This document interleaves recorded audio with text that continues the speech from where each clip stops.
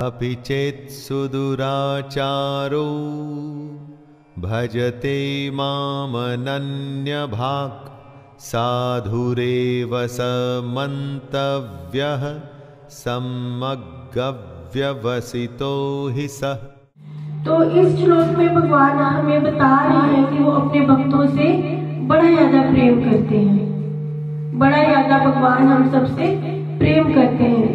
तो भगवान इसमें क्या कह रहे हैं कि यदि मेरे भक्त से कोई पाप हो जाता है, कोई त्रुटि हो जाती है, लेकिन फिर भी वो अपनी भक्ति में अडिग रहता है, दृढ़ विश्वास से वो भक्ति करता रहता है, तो भगवान कहते हैं कि उसे भक्त ही मानना चाहिए। क्योंकि माया बड़ी प्रबल है, कई बार संगति ऐसी हो जाती है तो हम 24 घंटे जो है वो माया से घिरे हुए हैं। तो भगवान कहते हैं कि अपने पिछले कर्मों के कारण कई बार वो अति से पाप कर्म कर लेता है, उससे कोई कुकर्म हो जाता है, अपने पद से भ्रष्ट हो जाता है। तो भगवान कह रहे हैं यदि भगवत भक्ति में तत्पर व्यक्ति कभी घृणित कार्य, कोई गलत कार्य, भक्त के लिए बात कर रहे हैं जो जप कर रहा है निरंतर, ये हरिनाम, ये कीर्तन सब, लेकिन उससे कभी कोई गलत कार्य हो रहा है, हम देख रहे हैं। तो भगवान इस श्लोक में बता रहे हैं यदि भगवत भक्ति में तत्पर व्यक्ति कभी घृणित कार्य करता पाया जाए तो इन कार्यों को उन डब्बों की तरह मान लेना चाहिए जिस तरह चांद में खरगोश के डब्बे हैं। क्योंकि वो है तो बस जप कर रहा है, लेकिन गलती से पूर्व कर्मों के कारण वो भटक गया है। इस डब्बों से चांदनी के विस्तार में कभी कोई बाधा नहीं आती है, चांदनी का विस्तार रोशनी वैसे ही रहेगी।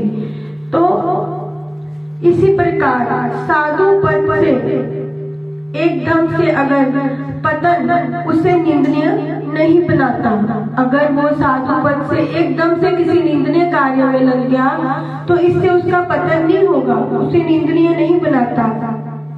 इसी के साथ ये हमें समझते हैं कि हमें भूल नहीं करनी चाहिए कि दिव्य भक्ति करने वाले भक्त सभी प्रकार से निंदनीय कार्य करने शुरू कर देंगे। कि हमने भगवत गीता के 9वें अध्याय के 30वें श्लोक में ये सुना कि भगवान कह रहे हैं कि मेरा भक्त, मेरा अनन्य भक्त अगर कभी कोई गलत कार्य करने में लग गया तो फिर भी उसे भक्त मानो। क्यों?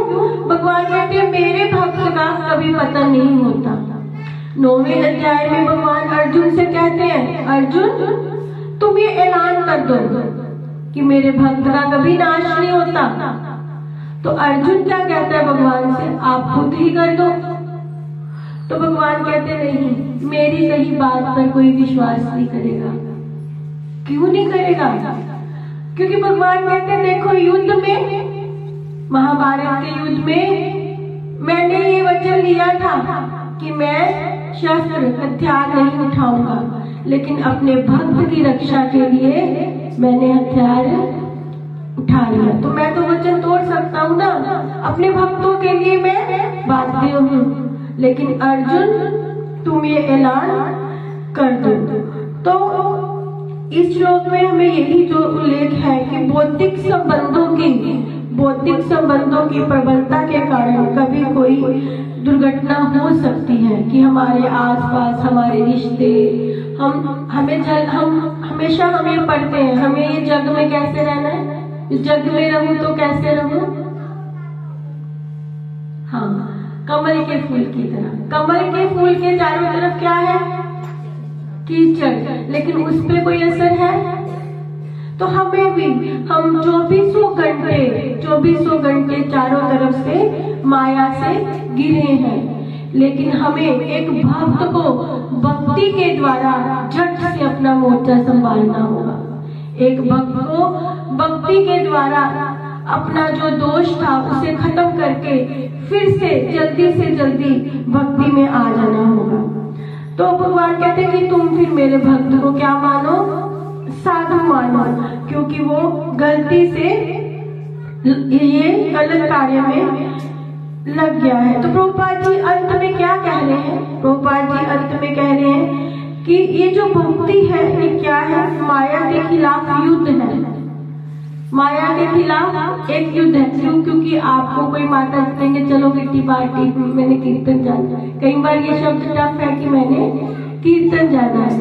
तो ये भक्ति क्या है? माया के खिलाफ युद्ध है। और जब भक्त युद्ध कर रहा है, निरंतर युद्ध होता है, तो कभी कभी भक्तों को भी गोली लग ही जाती है। तो कभी कभी भक्तों को भी गोली लग जाती है। तो माया 24 घंटे युद्ध करती है। जब भक्त सोया होता है तब भी, अब देखो मंगला आरती की सेवाएं हैं, तो माया क्या कहती, सोया रहे, तो अब वो नहीं आया मैं भी नहीं जाऊंगा। ये क्या है? माया है। तो माया ने हमें घेर के रखा है, लेकिन हमारा युद्ध जो है निरंतर चल रहा है।